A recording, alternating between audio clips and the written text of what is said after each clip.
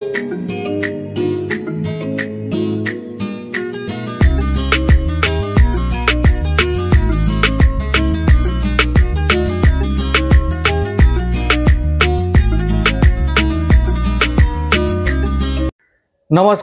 Welcome to astro console. आजकेर विषय वृश्चिक राशि और वृश्चिक राशिर जे लग्नपति बा राशिपति मंगलदेवेर नक्षत्र परिवर्तन 6 सेप्टेम्बर आद्रा नक्षत्रे जाच्छेन मंगलदेव राहुर नक्षत्रे अष्टम भावेই আছেন मिथुन राशितेই আছেন मंगलदेव এখন কিন্তু নক্ষত্র পরিবর্তন করছেন। তো এই নক্ষত্র পরিবর্তনের ফলে বৃশ্চিকের জীবনে কি পরিবর্তন আসবে, কোন কোন বিষয়ে সতর্ক থাকতে হবে এবং কোন কোন বিষয়ে কিছু হারাবে এবং কোন কোন বিষয়ে কিছু পাওয়া যাবে সেই বিষয়ে আজকে আলোচনা করব। খুব সংক্ষেপে বলার চেষ্টা করব, কারণ অনেকে শুনছি যে ভয় দেখাচ্ছে যে মঙ্গলের রাহুর নক্ষত্রে আগমন অনেক কিছু ঘটবে, অনেক কিছু খারাপ ঘটবে। তবে একটা কথা বলে রাখি, বৃশ্চিক রাশির যে লগ্নপতি মঙ্গলদেব সেও কিন্তু সাংঘাতিক, সে কিন্তু নরম বা দুর্বল নয়। তো তাই দুটো একটা মানে খুব শক্তিশালী গ্রহের মধ্যে চলবে আদান প্রদান। তো সেখানে একটু খারাপ কিছু হবে, সেটা এমন কিছু কঠিন ব্যাপার নয়। যেহেতু মঙ্গল তোমাদের মিত্র, তোমাদের মঙ্গল ক্ষতি করবে না, রাহু ক্ষতি করতে পারে। তো রাহু ক্ষতি কোন কোন দিকে করতে পারে সেটা নিয়ে আজকে আলোচনা করব। আদ্রা নক্ষত্রটাকে আগে জানতে হবে, তারপরে আমি অন্যান্য বিষয়ে আসব। আদ্রা নক্ষত্র হলো যে কালপুরুষের তৃতীয় ভাবে থাকা একটি নক্ষত্র, রাহুর প্রথম নক্ষত্র। আদ্রা নক্ষত্রের প্রতীক হচ্ছে চোখের জল, মানে চোখের জল, দু ফোঁটা চোখের জল হচ্ছে প্রতীক। তো এই এর ফলে যখন মঙ্গলদেব শক্তির প্রতীক, মঙ্গল শক্তি আর রাহু গ্রহটা হলো যে দেবী শক্তি, মানে নারী শক্তি বা স্ত্রী গ্রহ বা স্ত্রী শক্তিকে রিপ্রেজেন্ট করে। তাহলে এই যে শক্তি মঙ্গল এবং আমাদের রাহু যখন দেবী শক্তিকে প্রকাশ করে, তো মানে শক্তি আর শিবের একটা মিলনকে প্রকাশ করে বা করে বা ইন্ডিকেট করে। তো এখানে যখন শিব ও শক্তির মিলন হবে ঠিকই, কিন্তু এরা কি একটা কথা মনে রাখতে হবে যে নেগেটিভ শিব, নেগেটিভ শিব বা শিবের যে রুদ্র রূপ সেটাকে আমরা এই আদ্রা নক্ষত্রের মাধ্যমে প্রকাশ করতে পারি। এই হলো যে ব্যাপার। তো যেহেতু এটা নেগেটিভ শক্তি বা নেগেটিভ শিব বা নেগেটিভ মঙ্গল বা নেগেটিভ রাহু যাই হোক না কেন, তো এই জন্য আমাদের কষ্ট হবে জীবনে, একটু একটু সংসারে বা মনে জীবনে চলার পথে মাত্র কয়েকটা দিন, সেপ্টেম্বরের 30 তারিখ পর্যন্ত এই নক্ষত্র থাকবে, মানে নক্ষত্রে মঙ্গলদেব থাকবেন। তাহলে এই মাত্র 24টা দিন আমাদেরকে সতর্ক থাকতে হবে এবং মাঝে মাঝে কারো ক্ষেত্রে চোখের জল আসতে পারে। মঙ্গল ভাইয়ের কারক, রাহু স্ত্রী কারক। তাহলে কি হবে, বোঝা যাচ্ছে যে স্ত্রীর দ্বারা যদি রাহু জন্মছকে খারাপ থাকে, তাহলে স্ত্রী দ্বারা, সেটা আত্মীয় হতে পারে, নিজের জীবনসাথী হতে পারে, মা হতে পারে, এই সমস্ত মানুষদের দ্বারা তাদের একটু, যদি রাহু খারাপ থাকে, নেগেটিভ থাকে জন্মছকে, তাহলে তাদের দ্বারা একটু কষ্ট হবে এবং তারা এমন কথা বলবে। যেহেতু মনে রাখতে হবে যে মিথুন রাশিটা বুধের রাশি, বুধ হচ্ছে বাণী কারক, বাণী আর ব্যবহার। তো ওইখানে আছে রাহুর নক্ষত্রে মঙ্গল, তোমরা নিজেরা আছো ওখানে এখন ওই বুধের ঘরে। বুধ তোমাদের অষ্টমপতি, অষ্টম ভাবটা দুর্ঘটনা, পাপ, হঠাৎ করে কিছু ঘটে যাওয়া, হঠাৎ করে আবার প্রাপ্তির যোগটা পরে বলবো, কিন্তু আগে সতর্ক থাকার বিষয়গুলো আগে বলে দিই বা চিন্তার বিষয়গুলো বলে দিই, এবং তারপরে প্রতিকারও বলবো, চিন্তার কিছু নেই। যাই হোক, এবার যেটা বলছিলাম, তাহলে এই যে বাণী কারক আর ব্যবহার, এই বুধের ঘরে আমাদের রাহু মঙ্গলের একটা সংযোগ তৈরি হচ্ছে।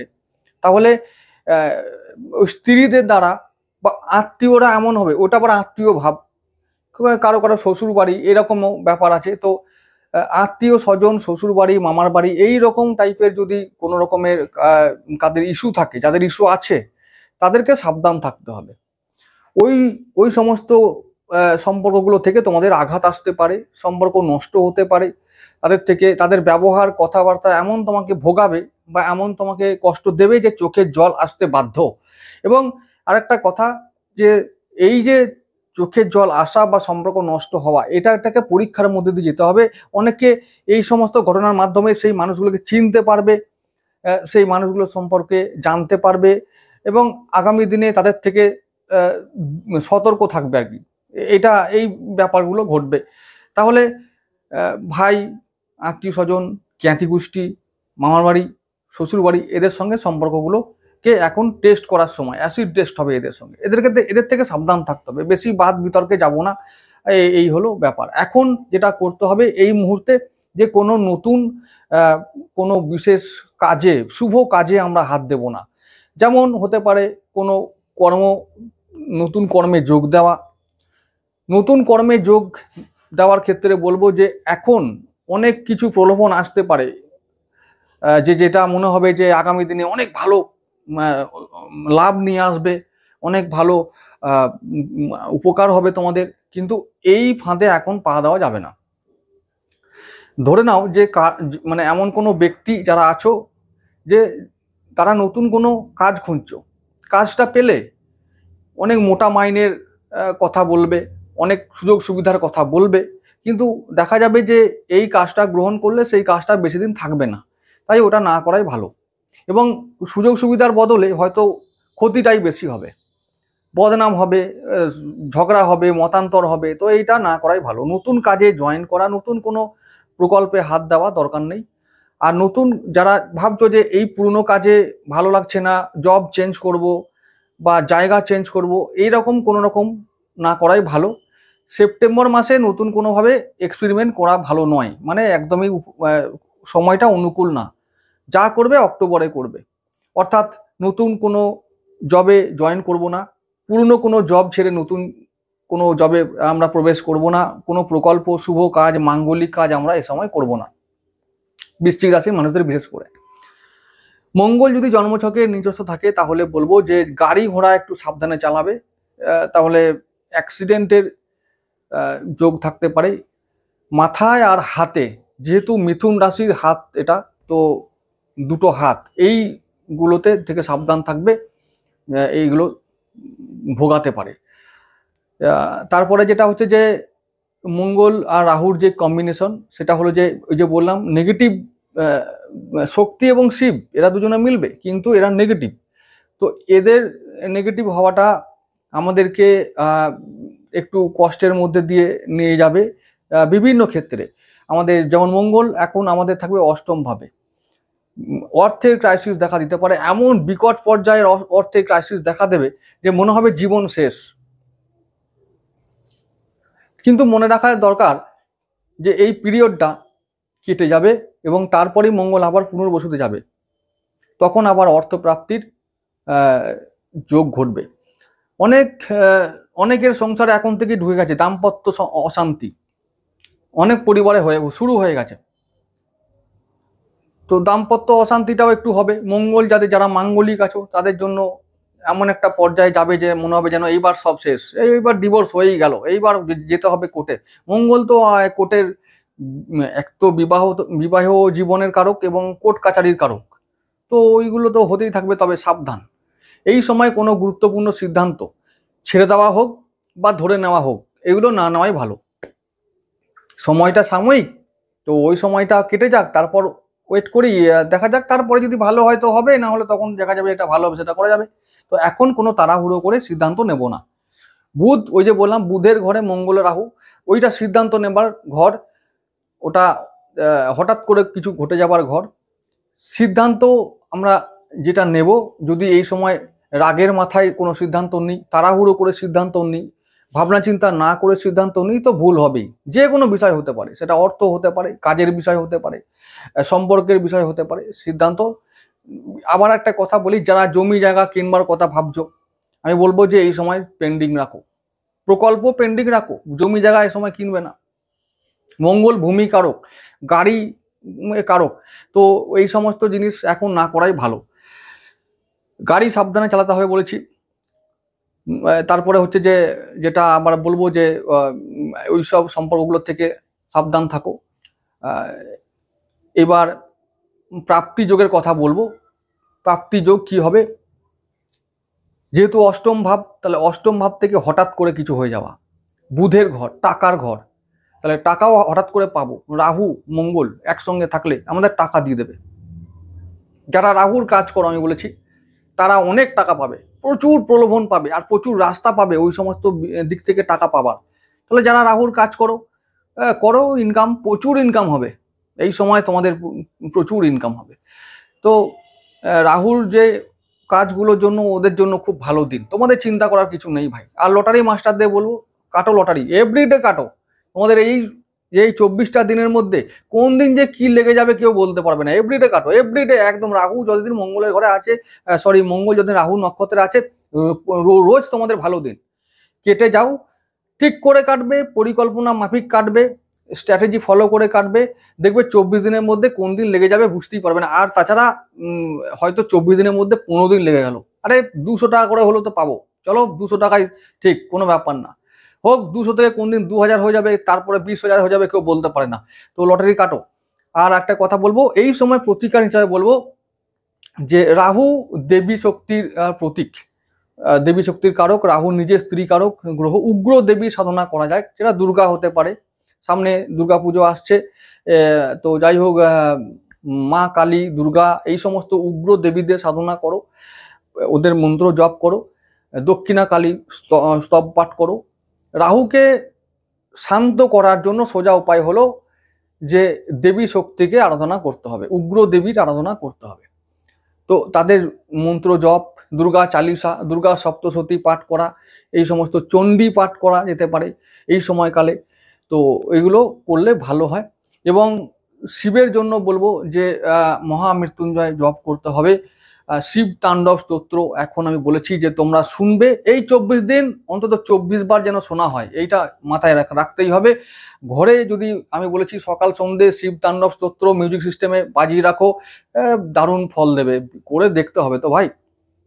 তো তারপর যেটা বলছি যে আমি আগেই বলেছি গণেশকে, এই সামনে গণেশ চতুর্থী আসছে, গণেশ পুজো যত ভালো করবে তত অর্থপ্রাপ্তির যোগ ভালো হবে।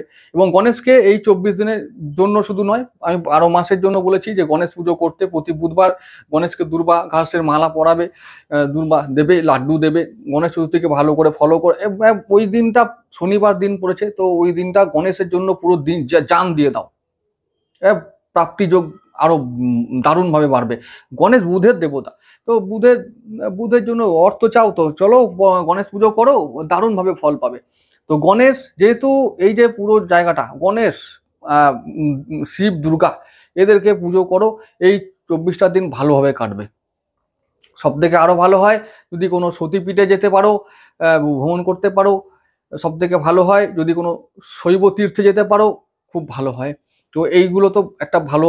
রাহু হচ্ছে যে বললাম যে জলেরও কারক, তো নদীর ধারে কোনো শৈব তীর্থ, নদীর ধারে কোনো শক্তিপীঠ, এরকম কিছু হলে সেদিকে চলে যাও, ভালো ফল পাবে।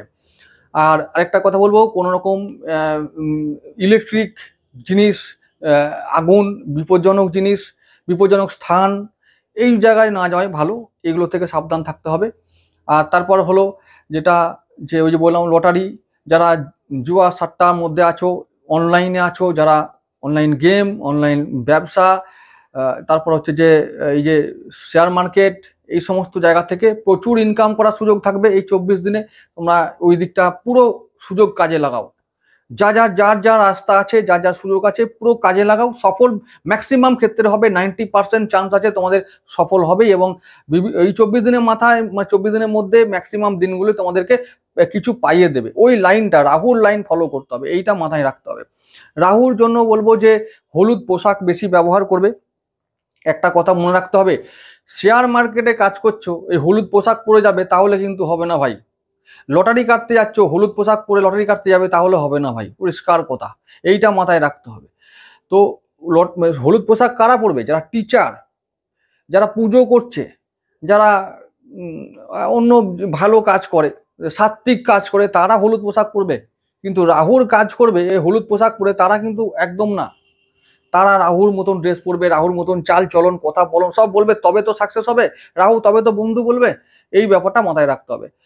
যাই হোক, তো ম্যাক্সিমাম ভালো মানুষদের জন্য বলছি, ভালো মানুষ সবাই, আমি এটা এইভাবে নেবে না, কেউ খারাপভাবে নেবে না। আমি বলছি যারা সাত্ত্বিক উপায়ে জীবন যাপন করে তাদের জন্য বলবো বেশিরভাগ, বা রাহু যাদের ভয় আছে, যারা রাহুকে ভয় পাচ্ছ তাদের জন্য বলবো যে হলুদ পোশাক ব্যবহার করো, হলুদ খাও, বিষ্ণু জপ করো, গুরুদেবকে স্ট্রং করো, পোখরাজ ধারণ করো, দেখবে রাহু শান্ত হয়ে যাবে। আর যদি রাহুর যারা রোজগার করো, রাহুর পথে যারা চলো, তাদের জন্য হলুদ পোশাক নিষিদ্ধ। বাকি তোমরা যে রকম ভাবে যে কোনো কিছু কালার ইউজ করো, হলুদ তো একদমই নয়, তাহলে দেখবে প্রাপ্তিযোগ হবে। লটারি যেদিন কাটতে যাবে সেদিন হলুদ পোশাক পরবে না, তারপরে পরো, ব্যাস ঝামেলা শেষ। এই হলো ব্যাপার, ফলো করতে হবে না বাকিগুলো দিনগুলো। সবাই তো আর সবসময় লটারি কাটতে যাবে না।